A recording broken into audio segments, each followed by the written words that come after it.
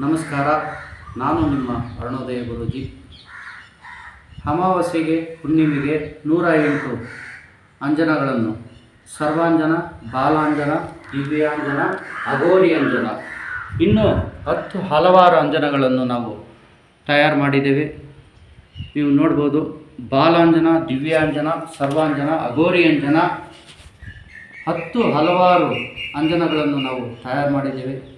ಅಂಜನ ಬೇಕು ಎಂಬುವರು ಸ್ಕ್ರೀನ್ ಮೇಲೆ ಬರ್ತಾ ಇರೋ ನಂಬರ್ಗೆ ಸಂಪರ್ಕಿಸಿ, ಕರೆ ಮಾಡಿ ಬುಕ್ ಮಾಡ್ಕೊಳ್ಳಿ.